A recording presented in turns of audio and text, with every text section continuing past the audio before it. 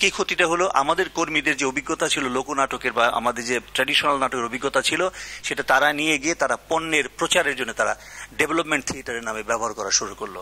ফলে আমাদের শিক্ষাটা একেবারে ভুল পথে তারা পরিচালিত করলো।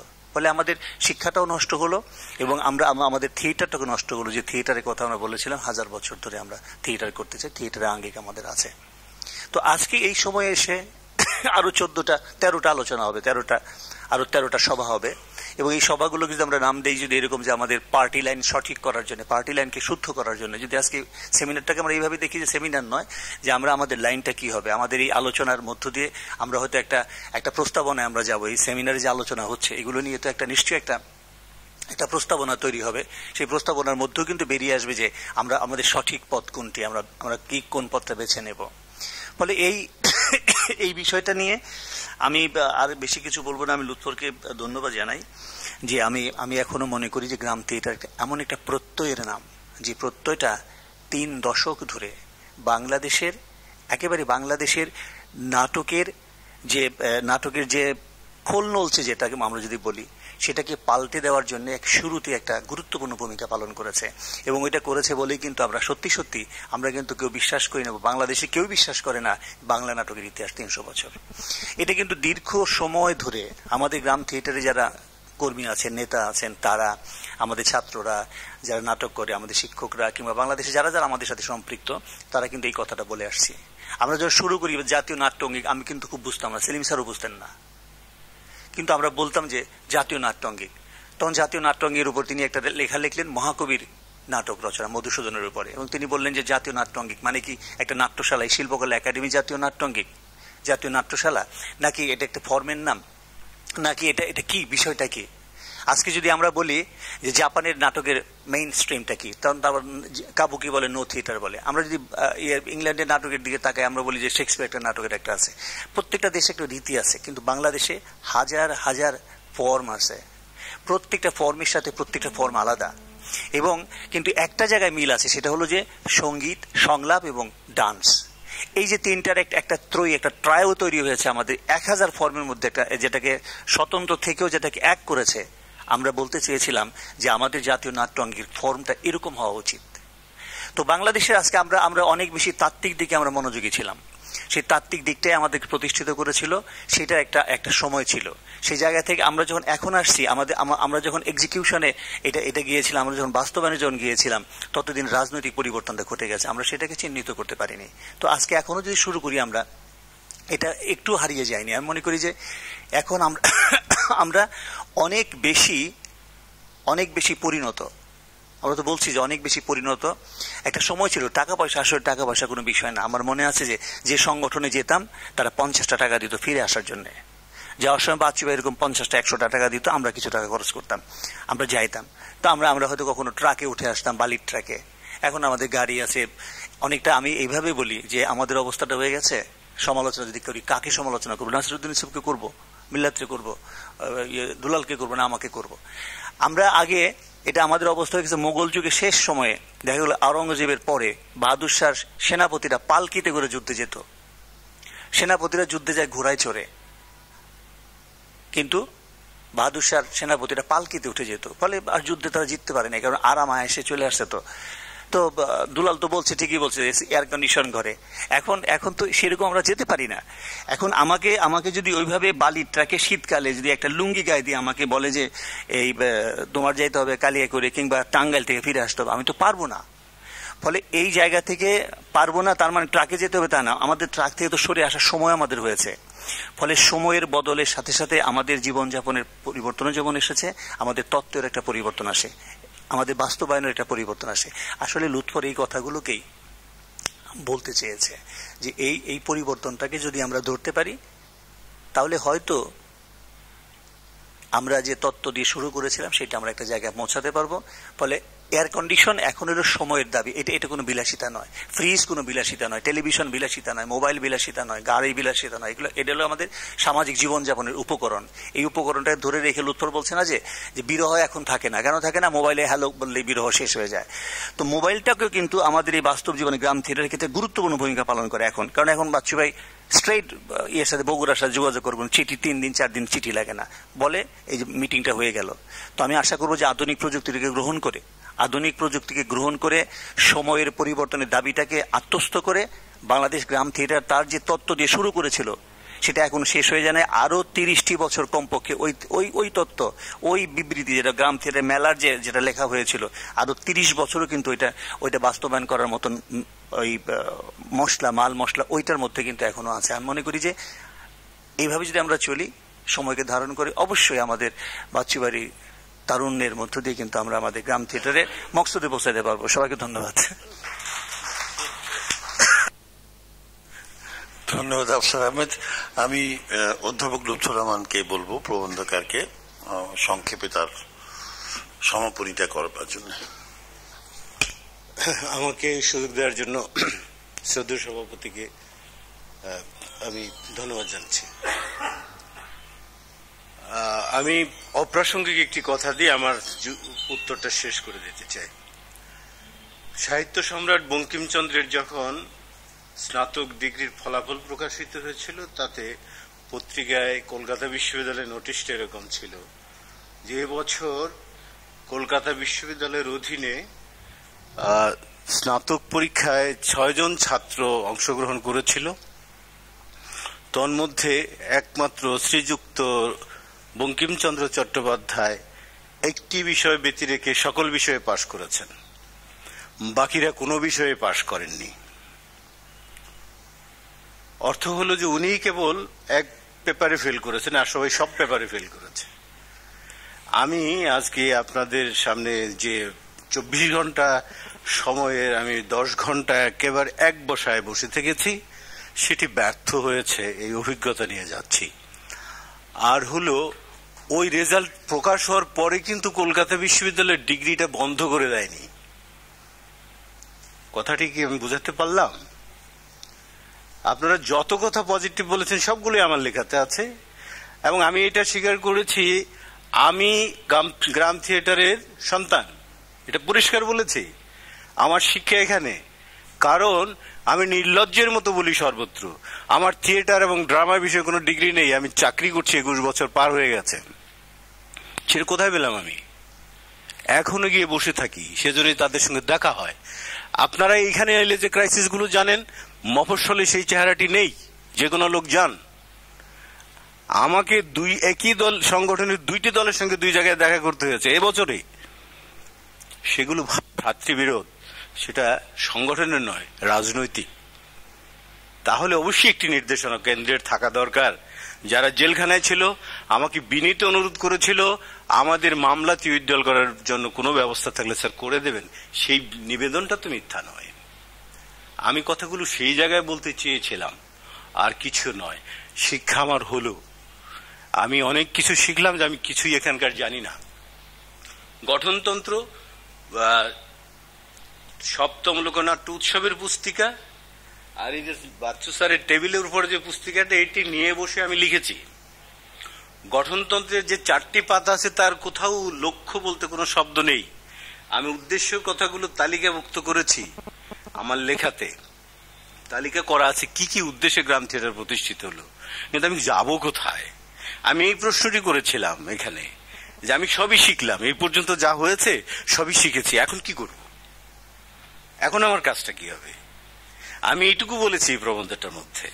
আমি জেনেছি, আফসার স্যার যে কথাটি আমার চেয়ে পরিষ্কার করে বললেন, কারণ আমার শিক্ষক, উনি পরিষ্কার করে ওভাবেই বলবেন, তাই কথা, যে সবগুলো আলাদা আলাদা ফর্ম, কিন্তু তার একটা চরিত্র আছে। সেটা কোথায় গিয়ে? পরিবেশনার সময় গিয়ে নাচ, গান, সংলাপ, কথা সব মিলে একাকার।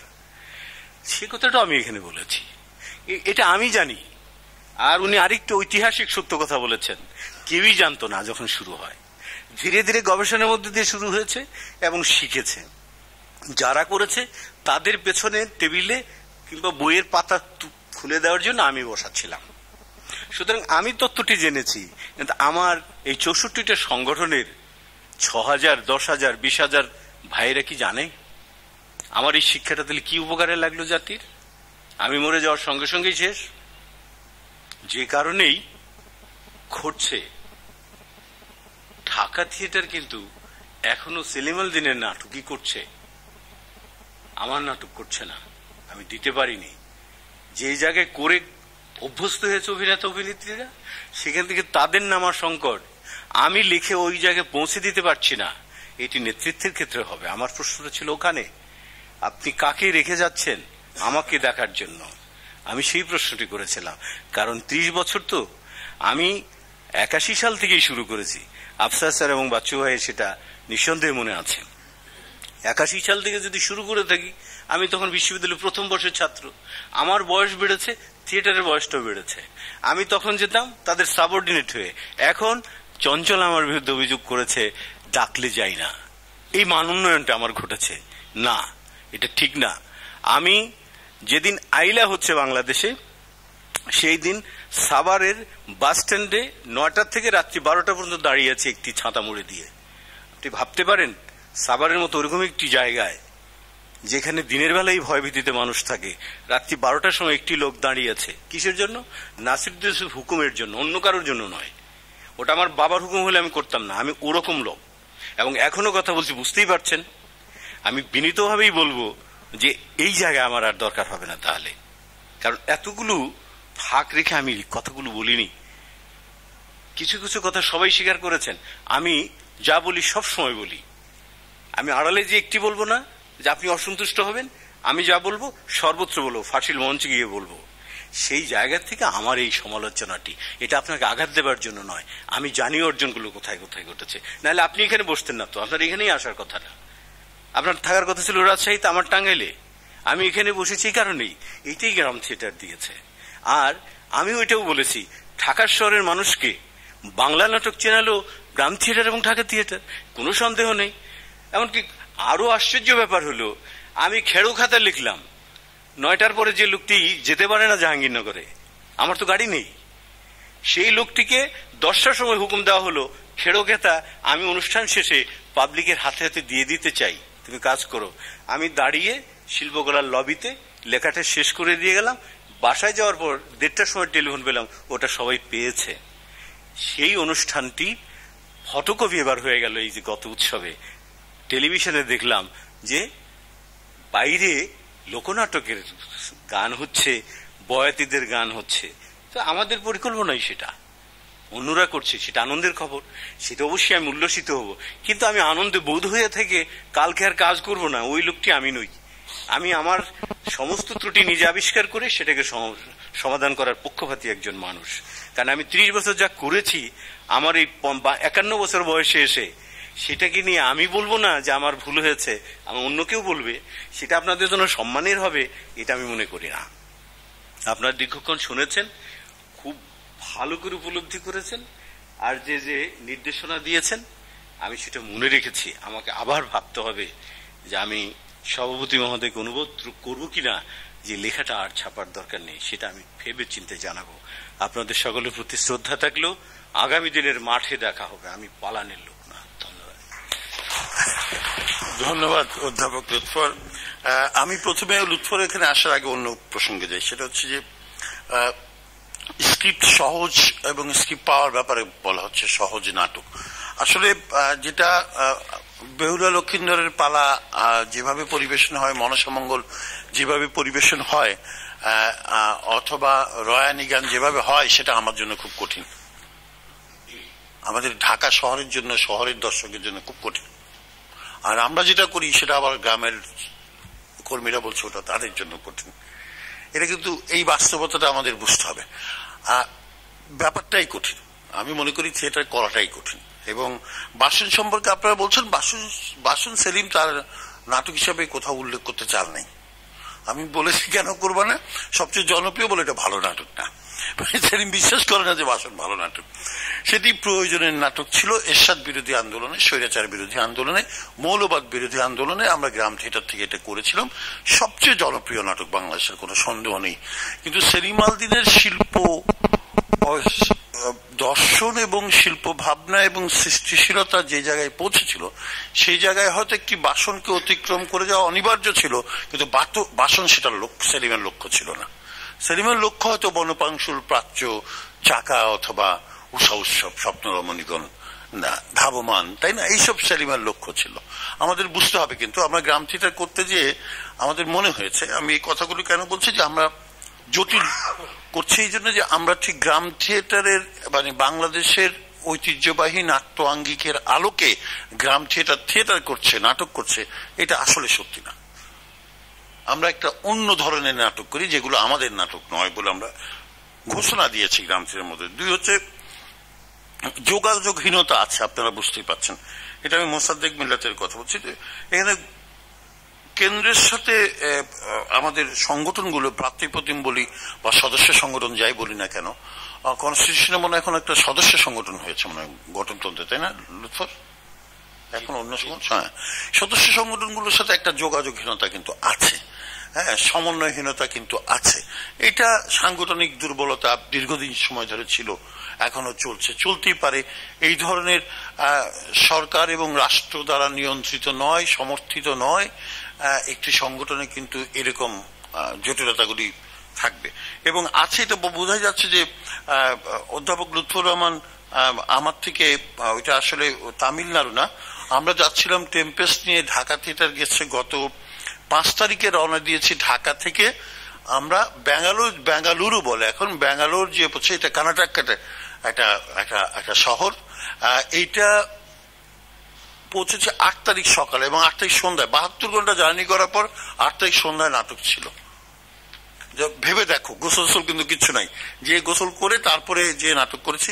আবার 11 তারিখে 8-9 নাটক করে 11 তারিখ রওনা দিচ্ছি, 13 তারিখে হাওড়া পৌঁছে দৌড়ে আবার মির্জা গালিব স্ট্রিট, কলকাতা শহরে যে মির্জা গালিব স্ট্রিট আছে, রফি আহমেদকে ধরে সোহাগের পরিবহনের গাড়ি আছে, ওগুলি আবার ধরেছি, ধরে ঢাকা এসে বসতে 7:30টায় হাওড়া, 9টার সময় মির্জা গালিব স্ট্রিট, ওখান থেকে রওনা দিয়ে 9টায় ঢাকা বসতে রাত 1টা, মানে গভীর রাত, 13 তারিখ। ওই রকম সময় আমার মনে আছে, আগেও মনে হয় আমার সাথে যোগাযোগ হয়েছিল লুৎফর রহমান লেবুর, কিন্তু কোনো কারণে হয়তো আমিও ভুলে গেছি, ও ভুলে গেছে, আমার কোনো সন্দেহ হয়েছে। আমি যাওয়ার পথে ট্রেনে টেলিফোন করেছি, এটি সম্ভবত 6 তারিখ রাতে অথবা 7 তারিখ সকালে আমি ফোন করেছি এবং আমি 23 বলেছি, হয়তো কোনো কারণে সেটা 30 হয়েছে। পরবর্তী পর্যায়ে কেন্দ্র থেকে যে চিঠিগুলো গিয়েছে সেগুলো কোনোটাতে, প্রথমটাতে যেটাতে আমরা মিটিং এর কথা, জাতীয় পরিষদের সবার কথা বলেছি, সেখানে এটা ছিল না। আজকের এই 23 তারিখ 3টার সময় যে সেটা ছিল না, সেটা আমি বারবার আমাদের কেন্দ্রীয় কমিটির যে দায়িত্বপ্রাপ্ত ব্যক্তিরা আছে তাদেরকে বলেছি যে এটা নাই, তোমরা খেয়াল করো, এটা ভুল হয়েছে। পরবর্তী পর্যায়ে কারেকশন পাঠানো হয়েছিল। আরেকটা হচ্ছে শিমুল ইউসুফ বলেছেন যে অর্থ নিয়ে যে প্রসঙ্গটা এখানে এসছে, কথাটা ঠিক আছে, কিন্তু এটা ব্যক্তিগত উপার্জনের জায়গা থেকে আমাদের কোনো নাট্যকর্মী বলেননি। এটি বলেছে সংগঠনের জন্য অর্থটা জরুরি, সংগঠনের জন্য অর্থটা জরুরি, ব্যক্তির জন্য অবশ্যই নয়, সেটি একটু আমাদের পরিষ্কার। এখন আমি একটা জিনিস বলবো যে লুৎফর যেখানে বলেছে, অধ্যাপক লুৎফর বলছে শৈশবকালে রয়ে গেছে। হ্যাঁ, সংগঠনটা আসলেই শৈশবকালে আছে, আমার এই ব্যাপারে কোনো সন্দেহ নেই, দ্বিধাও নেই স্বীকার করতে। এবং আমি মনে করি মানুষের বয়সের সাথে সংগঠনের বয়সের একটু যদি আনুপাতিক হিসাব করা হয়, তাহলে মানুষের 1 বছর সমান সংগঠনের প্রায় 50 বছর বা তারও বেশি। সুতরাং আমার মনে হয়েছে যে এটি আমরা মাত্র সংগঠনের 3 বছরে পৌঁছেছি, যদি মানুষের আয়ু হিসাব করি 30 বছর। আমাদের 30 বছর মানে হচ্ছে সংগঠনে এমন কোনো কিছু হয়নি। সুতরাং এই সংগঠন বিকশিত হওয়ার, এই সংগঠন আরো প্রকাশিত হওয়ার, আরো সুদৃঢ় জায়গায় দাঁড়াবার একটি সম্ভাবনা কিন্তু তৈরি আছে। এটি লুৎফরের লেখাতে স্পষ্টভাবে আছে।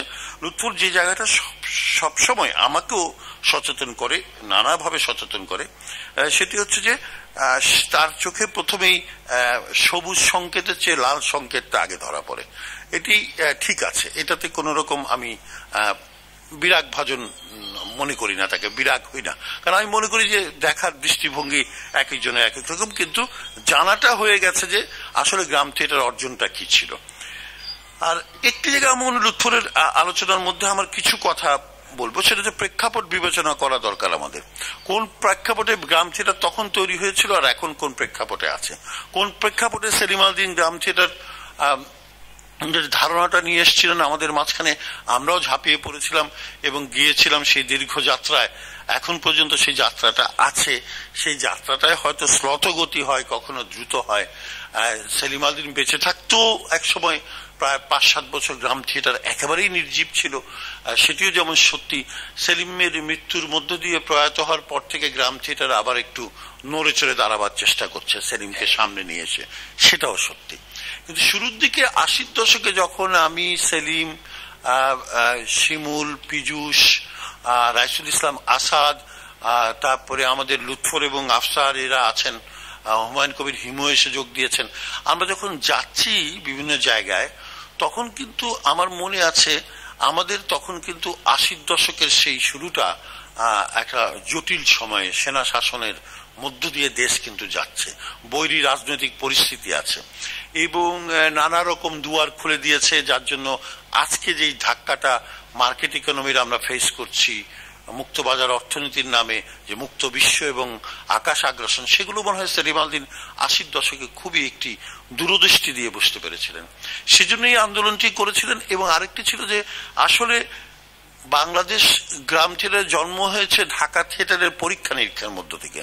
ঢাকা থিয়েটার ভেবেছে যে আমরা যে থিয়েটারটা করছি, জন্ডিস বিবিধ বেলুন অথবা আমাদের অন্যান্য নাটক সমূহ, কসাই অথবা অন্য নাটকগুলো, এই নাটকগুলো আমাদের নাটক কিনা, বা যারা অন্যরা করছে সে নাটকগুলো বাঙালির নাটক কিনা, এই নিজেকে নিজে প্রশ্ন করা। একটু আগে আফসার আহমেদ এবং লুৎফর রহমান দুজনই বললেন যে এই করতে করতে শিখেছি, আসলে কথাটা সত্যি। আমাদের প্রশ্ন করেছি, না এটা তো আমাদের নাটক নয়, তাহলে আমাদের নাটকটা কি? এই শুরু হলো আমাদের খোঁজা।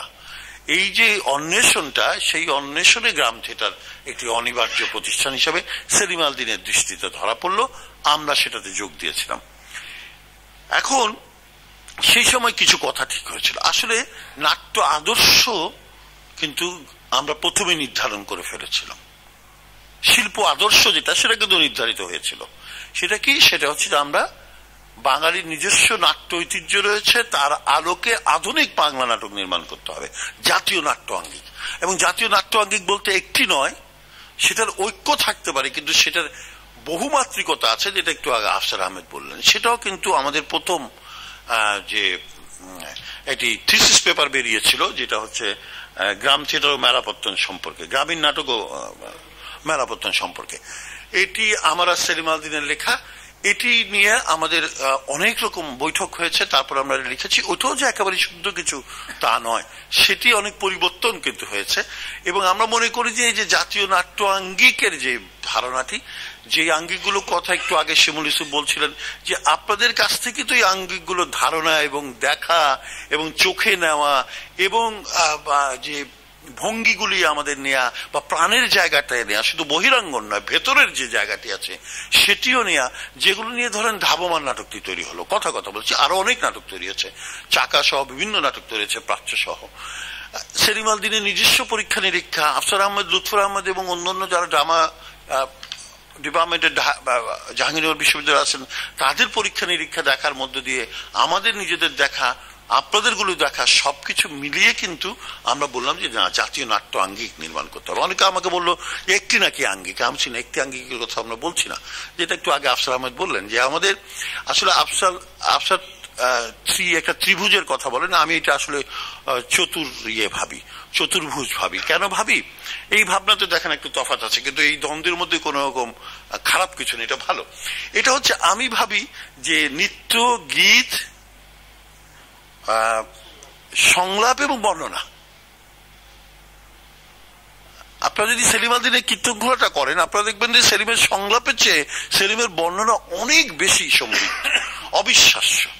কুয়াশার যেসব বর্ণনা আছে, চরের যে বর্ণনা আছে, এবং যখন সোনাই চলে যাচ্ছে সাপের দেশে, সেটি যে ম্যাটাফোরের কথা বলা হয়, এটা কিন্তু বিশ্বাস করা যায় না, এবং তার বর্ণনাগুলো কিন্তু অবিশ্বাস। অথবা ডালিমন যখন চলে যাচ্ছে, সোনাই যখন ভাবছে, তখন ব্যাকগ্রাউন্ড থেকে একটি কণ্ঠস্বর ভেসে আছে, যে বর্ণনাটা আছে, এটার কোনো তুলনা নেই। কিন্তু যাওয়ার মধ্যে সেই জ্যোৎস্নার আলোটা কিভাবে পড়েছে ছয়ের ভিতর দিয়ে, তো আমার মনে হচ্ছে যে এই বর্ণনাটা বাদ দিতে পারি না সেলিমের নাটক থেকে বা আমাদের পুরো বর্ণনাত্মক রীতি থেকে।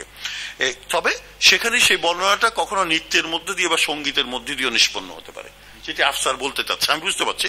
তারপরে যদি আমি মনে করি না আমি সংলাপের মতো করে, যেমন সেলিম আল দীন নিমজ্জন লিখলেন কিসের উপর ভিত্তি করে, এটা আমার একটি কথার উপর ভিত্তি করে। আমি বললাম যে সেলিম একটি নাটক লেখো, যে নাটকটায় কোন রকম মানে কাহিনী থাকবে না, তাই না, শুধু বর্ণনা থাকবে এবং শুধু কিছু ঘটনা থাকবে। তো সেলিম নিমজ্জন লিখেছে। নিমজ্জন লেখার পর আমরা কেউই ভাবি নাই যে আমরা নিমজ্জন করতে পারবো। সত্যি কথা আপনাদেরকে বলে আমরা কেউই ভাবি নাই, সেলিমও ভাবি না আমরা নিমজ্জন করতে পারবো, কিন্তু আমরা নিমজ্জনটা করেছি এবং কোথাও না কোথাও যে একটা ভিন্ন ধরনের নাটক হয়েছে, সফল বা ব্যর্থতা পরে নিরূপণ করা যাবে। খুব কঠিন নাটক নিমজ্জন। এবং আপনারা দেখবেন যে সেইখানে গসপেলের অর্থাৎ বাইবেল যেভাবে লেখা হয় ঠিক সেইভাবে কিন্তু স্তবকগুলো লেখা হয়েছে। তো সেইটা তো পুরোটাই একটা বর্ণনা। সেখানে কোথাও কোথাও শরীরের ভঙ্গিতে এসছে, কোথাও সংলাপে নিয়ে এসছি, কোথাও নৃত্যে নিয়ে আসছি, তাই না। এই হচ্ছে আমার কথা। এবং গীতও আসছে। আর 2 নম্বর হচ্ছে যেহেতু আদর্শ ঠিক ছিল, এই জায়গায় আমি রাজনৈতিক আদর্শ নিয়ে বলবো। আমি স্বীকার করি লুৎফরের সাথে যে লুৎফরের এই অভিযোগটা যে রাজনৈতিক আদর্শ সুস্পষ্ট ভাবে নাই, কিন্তু মুক্তিযুদ্ধের কথা সুস্পষ্ট ভাবে আছে ওই বইটাতে। প্রথম বইটাতে যদি আমরা দেখি মুক্তিযুদ্ধের কথার ব্যাপারে একেবারে কোন রকম দ্বিধা নেই বাংলাদেশ গ্রাম থিয়েটারে। তো মুক্তিযুদ্ধ 4টি আদর্শের ভিত্তিতে হয়েছিল, তার মধ্যে ধর্ম নিরপেক্ষতা এবং গণতন্ত্র এবং জাতীয়তাবাদ এবং সমাজতন্ত্র, এই 4টি। ওই 4টি স্তম্ভের উপর তো বাংলাদেশ দাঁড়িয়েছিল। সেই 4টি স্তম্ভের প্রথমটাকেই ধ্বংস করা হয়েছে, সেটা হচ্ছে গণতন্ত্র। দ্বিতীয় ধ্বংস করা হয়েছে ধর্ম নিরপেক্ষতা, সেনাবাহিনী আসার পর 75 পরবর্তী সময়ে। তারপর ধ্বংস করা হয়েছে কি ধর্ম নিরপেক্ষতা। খেয়াল করেন 3টাই কিন্তু আপনার কাছে নেই। এবং তারপরে বাঙালি জাতীয়তাবাদও নাই। ঠিক আছে, বাঙালি জাতীয়তাবাদের মধ্যে অহংবোধ থেকে আমরা অনেক অন্যায় করে থাকতে পারি অন্যান্য জাতি গোষ্ঠীর সাথে, কিন্তু সেটি বাংলাদেশি জাতীয়তাবাদ করে কিন্তু সেটিকে উত্তরণের পথ নয়। উত্তরণের পথ ছিল সকল জাতি গোষ্ঠী নিগোষ্ঠী সমূহকে নিয়ে আমাদের একটি ভিন্ন জাতীয়তাবাদের জায়গা চিন্তা করা। সেই চিন্তায় আমরা পৌঁছতে পারিনি। সেই লক্ষ্যগুলোকে মাথায় রেখেই কিন্তু আমরা গ্রাম থিয়েটার করেছিলাম। সুতরাং রাজনৈতিক জায়গাটা যদি অপরিষ্কার থাকে, তাহলে আমি মনে করি যে আমরা আগামী দিনগুলোতে বসে এই রাজনৈতিক আগামী 1 বছরের মধ্যে এই রাজনৈতিক জায়গাগুলোকে একটু পরিষ্কার করা দরকার। একসময় কমিউনিস্ট পার্টির সাথে একটি যোগাযোগ স্থাপন করার কথা আমাকে গ্রাম থিয়েটার কেন্দ্রীয় কমিটি থেকে বলা হয়েছিল, আমি সেই অনুযায়ী করেছিলাম। কিন্তু আমি দেখেছি যে আমাদের রাজনৈতিক নেতৃত্ব এই সংস্কৃতি থেকে বুঝতে অক্ষম হয়। তারা বক্তৃতায় অনেক কথা বলেন, কিন্তু তারা আসলে সংস্কৃতিটাকে তার রাজনৈতিক পার্টির একটি সুনির্দিষ্ট উপকরণও মনে করেন না, অনুষঙ্গও মনে করেন না, সামনে এগোবার জন্য একটি আলোক বর্তিকাও মনে করেন না। এই জায়গায় সংকটটা আছে কিন্তু। এবং তারা সংস্কৃতি বলতে সামগ্রিকভাবে যা বোঝেন সেটা ঠিক বোঝেন, কিন্তু সংস্কৃতির যে একটি অভিব্যক্তি হচ্ছে নাটক অথবা সঙ্গীত অথবা নৃত্য, হ্যাঁ কবিতা, এটা তারা বুঝতে চান না। সেটাকে তারা অ্যাভয়েড করেন। কেন করেন সেটা আমি বুঝি না। সেটা সময়হীনতা, সময়ের অপচয় বলে মনে করেন। আর আমার মনে হয় যে এটা ঠিক যে আদর্শ এবং লক্ষ্য সবাই জানেন না, এটা ঠিক। এটা কিন্তু আমি মনে করি যে এটা আমি গ্রাম থিয়েটার যে বুঝি, যদি সবাই বুঝতেন এবং জানতেন এবং মানতেন, তাহলে কিন্তু বর্ণনাত্মক নাট্যরীতি বা বাংলাদেশের জাতীয় নাট্য আঙ্গিক সমূহ বিচার বিশ্লেষণ বিবেচনা এবং চর্চা করে নতুন নাটক নির্মাণ করতেন সেলিমের মতো। সেলিম যেভাবে বুঝে আমরাও সেভাবে বুঝি না, সেটাও আমাদের স্বীকার করতে হবে। আরেকটা হচ্ছে গবেষণা এবং কর্মশালার কথা যেটা বলেছে লুৎফর রহমান লেবু বলেছেন, আপনারাও বলেছেন, এটার আমাদের প্রয়োজন আছে বলে আমি মনে করি।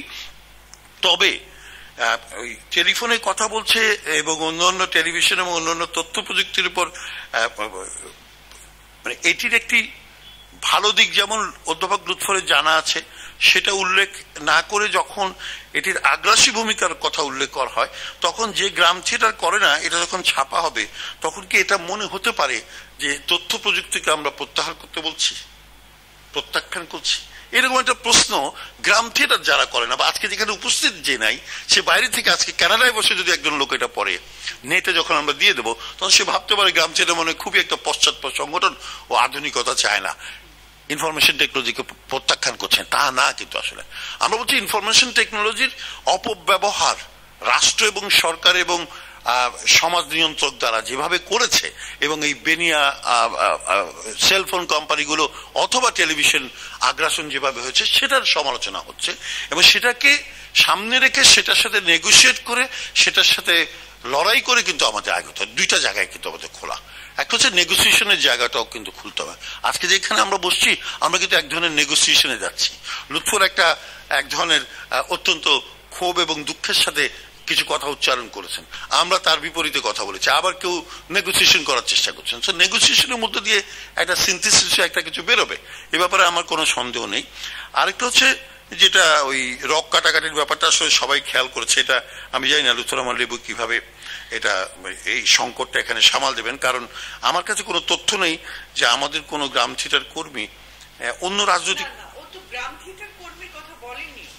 সেন্টেন্সটা পড়ো তাহলে। তাই কি? আচ্ছা আচ্ছা, আমি তাহলে বুঝতে ভুল করেছি। এখানে লেখা আছে যে যুবক একদিন চৌকোন খোলা মঞ্চ গ্রাম থিয়েটার, চৌকোন খোলা মঞ্চে এলাকার হাজার হাজার দর্শকের সম্মুখে অভিনয় কৌশল প্রদর্শনের পুরস্কার হাততালি পেয়ে পরিতৃপ্ত হতো, উজ্জীবিত হতো, থিয়েটার কার্যক্রমে আরো সক্রিয় হতো, সে এখন সরকারি কিংবা বিরোধী দলের মিছিলের নেতা, বিশিষ্ট চাঁদাবাজ, হয়তো না হলে পেশি শক্তির প্রদর্শনে ব্যস্ত। হ্যাঁ প্লিজ। আপনি যদি লক্ষ্য করেন তাহলে আমার মনে হয় যে বিষয়টা বোঝা কঠিন নয়। যে যুবক মানে আমি কোন নির্দিষ্ট অমুক সংগঠনের অমুক লোকটিকে বলিনি, কিন্তু ওখানেই একটা সাধারণীকরণ আছে যে যুবক বয়সটা আমরা এর আগে উল্লেখ করেছি, যে গ্রামের যে যুবক যুবতী যারা আসছে তাদের কথা।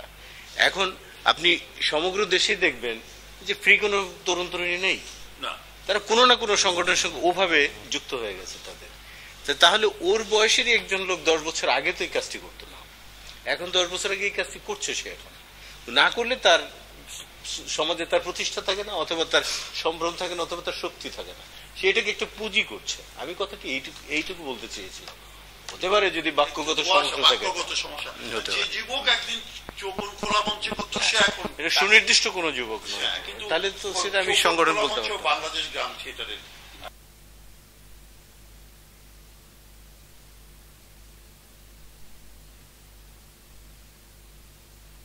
তারা কিন্তু কিছুই করছে না, তারা নিষ্ক্রিয় একেবারেই। রাজনৈতিক দলে হয়তো যে থাকতে পারে সেটা আছে, অনেকে আমাদের নির্বাচিত মেয়র মহোদয় একজন আছেন, এখানে নির্বাচিত মেয়র আছেন একজন। আচ্ছা, আর ব্যাংক প্রতিষ্ঠার ব্যাপারে আমি মনে করি রাইসুল ইসলাম আসাদের নেতৃত্বে একটা কমিটি হয়েছিল, সেটি কয়েকবার তাগিদ দেওয়ার পরও ব্যাংকটা প্রতিষ্ঠিত হয়নি। না হয়ে ভালো হয়েছে বলে আমার ধারণা। তার কারণ হচ্ছে তাহলে হয়তো আমরা গ্রামীণ ব্যাংকের মতো এরকম একটা জটিল সংকটে পড়ে যেতাম। সেলিমাল দিনের হাতহদাই নাটক হতো কিনা আমার সন্দেহ আছে, এবং আমাদের এতগুলি আসলে ব্যাংক দিয়ে একটা সংগঠন চলতে পারে না। ব্যাংক আলাদা একটা ইকোনমিক প্রসেস অলটুগেদার। এটার সাথে আমি মনে করি যে বরং যে আমরা অন্যভাবে ভাবতে পারি, যেটা আমরা একবার ফুটিয়া থিয়েটারকে কেন্দ্র করে চেষ্টা করেছিলাম, যে পুকুর টুকুর লিজ দিয়ে সরকার থেকে মাছ এবং অন্যান্য কিছু চাষ করে আমরা কিছু করতে পারি কিনা।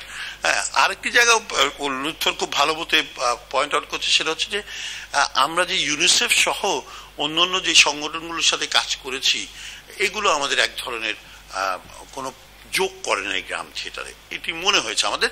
তবে আমরা সবসময় ভেবেছি কি সামাজিকভাবে এটি সম্পর্ক স্থাপনটা সাধারণ মানুষের সাথে গ্রাম থিয়েটারগুলি জরুরি। সেই দৃষ্টিভঙ্গি থেকে আমরা ভেবেছি যে উন্নয়ন নাটকগুলো আমাদের করা প্রয়োজন। এটি নিয়ে আরো আগামী দিনে আলোচনা হতে পারে। আর বাচ্চুবের নির্দেশে আমি একবার ঠাকুরগাঁতে গেলাম, ওখানে ওই উৎসবটা ছিল হলো পিয়ারে যে পথনাটকের সমাপনী অনুষ্ঠান, সেটা তো সেখানে গিয়ে ঠাকুরগাঁ যে থিয়েটারটা শহরের মধ্যে আমাদের, তাদের সঙ্গে আমি কথা বলে শুনলাম একটিবারও তারা মঞ্চে কোনো নাটক করেনি পথনাটক ছাড়া। আর বাকি যে কাজগুলো করে সবই করে হলো তারা বিভিন্ন এনজিও এবং ইউনিসেফের প্রোগ্রাম। আমি তখন খুব বিস্মিত হয়েছিলাম। মানে অভিজ্ঞতাগুলো 30 বছর থেকে কুড়ানো।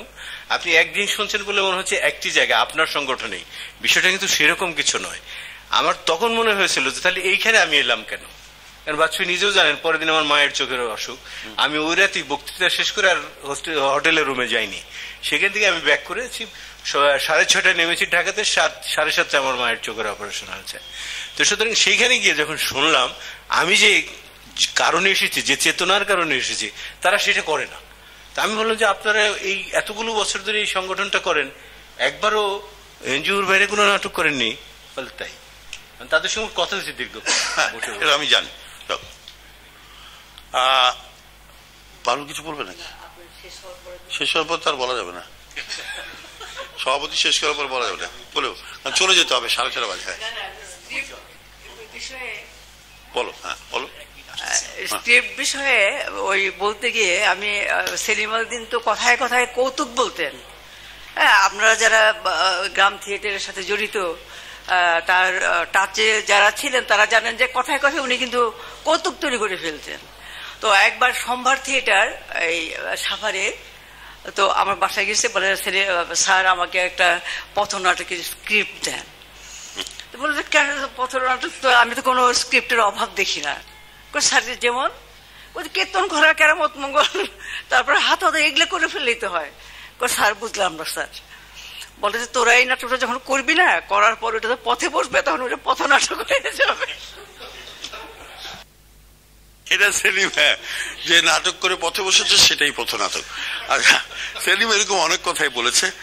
আর আরেকটা হচ্ছে যে লোগো নিয়ে যে কথাটা হচ্ছে সেটা আমরা, হ্যাঁ, কিন্তু আমরা কিন্তু মুখটাকে পরিবর্তন করিনি। আমাদের এখানে কনস্টিটিউশনে কি লেখা আছে একটু জানা দরকার আছে। সেটা হচ্ছে যে বাংলাদেশ গ্রাম থিয়েটার লেখা থাকবে কেন্দ্রের, আর প্রত্যেকটা সংগঠন যার যার নাম লিখবে। বলো তো।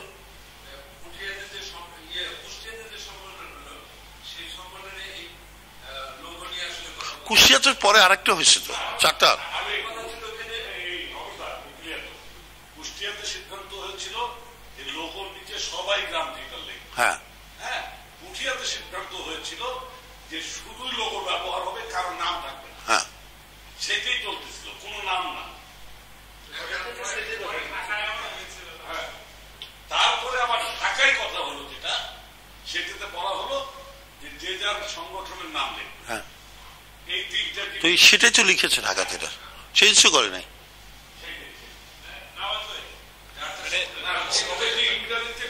ইংরেজি লিখতেছে ওখানে বোঝার জন্য, উপায় ছিল না। শেষ সিদ্ধান্ত যেটি ছিল, আমরা দাদা একটু মানে বাদ দিচ্ছেন, শেষ সিদ্ধান্ত এটি ছিল, মিল্লাত ভাই বোধহয় একমত হবেন, যে গ্রাম থিয়েটার লিখতে হবে। এটা হলো শুভঙ্করদার প্রস্তাব ছিল, আমরা সর্বসম্মতিতে এটি পাশ করি যে সব ইউনিট সংগঠনগুলোকে গ্রাম থিয়েটার লিখতে হবে। শুভঙ্করদা বললেন বাংলাদেশ গ্রাম থিয়েটারের একটি সংগঠন, এই শব্দটা লিখতে হবে। আর আমাদের আবার ঢাকা থিয়েটারের যেটি হয়েছে, আপনি লালের ভিতরে এবার করেছেন, কিন্তু বরাবরই আমরা দেখেছি যে শুধুমাত্র লোগোটিকে ব্যবহার করা হয়, ওখানে গ্রাম থিয়েটারের কোনো কথা থাকে না। ইভেন এর আগে আপনাকে আমি বলেছিলাম যে আপনার যখন ডেজিনেশন যায় বিভিন্ন মিডিয়াতে, কখনো আমরা গ্রাম থিয়েটারকে পাই না, মানে এটা আমাদের গ্রামের কর্মীদের দুঃখ দেয়। এখন বলে, হ্যাঁ, অনেক সময় তাও যায়, এটা কিছু, ওইটা সাংস্কৃতিক ব্যক্তিত্ব দিয়ে দেয়, এখন ওটা মিডিয়া কিছু করা নাই। যাও, আমার মনে হয় ঢাকা থিয়েটারের এইটা গেল। আর গ্রুপ থিয়েটার বনাম গ্রাম থিয়েটার একটা প্রসঙ্গ আসে মাঝে মাঝে, এটা পরিষ্কার করে দিই। গ্রাম থিয়েটার বা বাংলাদেশ গ্রাম থিয়েটার যেটা বিশ্বাস করে সেটা হচ্ছে যে ঔপনিবেশিক অবলেশমুক্ত নাট্যচর্চায় বিশ্বাস করে, ঔপনিবেশিক থিয়েটারকে প্রত্যাখ্যান করেছে, এবং তারই আলোকে আমরা নতুন নাটক, নতুন আঙ্গিকের নাটক তৈরি করি এবং তা পরিবেশন করি। সুতরাং গ্রুপ থিয়েটারে কিন্তু তা করে না। গ্রুপ থিয়েটার মনে করে যে তারা যে কোনো দেশের যে কোনো জায়গায় নাটক করতে পারে। কিন্তু আমরা গ্রুপ থিয়েটার ফেডারেশনের সদস্য এই কারণে যে আমরা যে নাটকগুলি করি সেটাও নাটক, ওরা যেটা করে সেটাও নাটক। আমরা হয়তো তাদের পথে হাঁটি না, তারা হয়তো আমাদের পথে হাঁটে না, কিন্তু আমরা তো থিয়েটারটা করি, ওরাও থিয়েটারটা করে। হতে পারে সেটার সাথে আমি একমত পোষণ করি না, কিন্তু আমরা একটা বৃহত্তর ঐক্য, জাতীয় ঐক্যের কারণে আমরা গ্রুপ থিয়েটার ফেডারেশনের সদস্য হওয়ার জন্য বলি যে তোমরা হতে পারো, আমাদের আপত্তি নেই। এটাও কেন্দ্রীয় কমিটির একটা সিদ্ধান্ত ছিল। কিন্তু গ্রুপ থিয়েটার ফেডারেশনের সদস্য হওয়ার ফলে যে জটিলতা, যে সংকটগুলি তৈরি হয়েছে, এটা লুৎফর রহমান লেবুর দৃষ্টিগোচর হয়েছে, এবং আমারও হয়েছে, অনেকেরই হয়েছে। আমি মনে করি সেগুলি নতুন করে বিবেচনায় আনা উচিত। আমাদের যে সংগঠনগুলি গ্রুপ থিয়েটার ফেডারেশনে থাকবে, সেই আছে সদস্য হিসেবে, তাদের ভূমিকাগুলো কেমন হবে, তারা কি করবে, সেগুলো একটি সুনির্দিষ্ট সুচিন্তিত মতামত কেন্দ্রীয় পর্ষদ থেকে এবং জাতীয় সম্মেলন যে আগামী মার্চ মাসে হবে সেখানে আমরা নেব। এই বলে আপনাদের সবাইকে ধন্যবাদ জানিয়ে আজকে সকালের কেন্দ্রীয় পর্ষদের, জাতীয় পর্ষদের সভা এবং এখন আমাদের যে সেমিনার, অত্যন্ত হৃদয়গ্রাহী সেমিনার এবং অত্যন্ত ভালো, আমি মনে করি একটি সেমিনার আমরা পেলাম এবং সেই সেমিনার থেকে আমরা সবাই কোনো না কোনোভাবে উপকৃত হব, সংগঠন উপকৃত হব, ব্যক্তিগতভাবে আমরা সবাই হব। আমরা একমত হব দ্বিমত পোষণ করার জন্যে, আমরা একমত হব দ্বিমত পোষণ করার জন্যে। আমরা মনে করি এভাবেই গণতন্ত্র হয়, ভোটে গণতন্ত্র কখনো আসে না, তাই না? ভোট, নির্বাচনের ভোট যেটা করে ওটা গণতন্ত্র না, গণতন্ত্র হচ্ছে এটা। আমরা একমত হয়েছি দ্বিমত পোষণ করার জন্য। এই ডাইনামিক্স বলে এটাকে ইংরেজিতে, আমি এটার বাংলাটা জানি না, এটা তোমরা করে দিও। সেই ডাইনামিক্সটাই কিন্তু তোমার ইয়েটাকে, একটা সংগঠনকে এগিয়ে নিয়ে যায়। বাংলাদেশ গ্রাম থিয়েটার 1000 বছর হাতের মুঠোয়, আরো 1000 বছর চলবে, এই প্রত্যাশা শেষ করছি। আগামী জানুয়ারি মাসে আবার দেখা হবে, যাদের পক্ষে সম্ভব। এইখানে সেমিনার আছে, সেমিনারের বিষয় বাংলাদেশ গ্রাম থিয়েটারের 3 দশক, তারপরে তারা ঠিক করবে এবং সেখানে প্রবন্ধ উপস্থাপন করবেন অধ্যাপক রশিদ হারুন। হ্যাঁ, অধ্যাপক রশিদ হারুন প্রবন্ধ উপস্থাপন করবে। হ্যাঁ, সবাইকে ধন্যবাদ। আমরা যারা এইভাবে বিভিন্ন অঞ্চলের নেতৃত্ব দিচ্ছি তাদের মনে হয় বাধ্যতামূলক থাকা উচিত, যেহেতু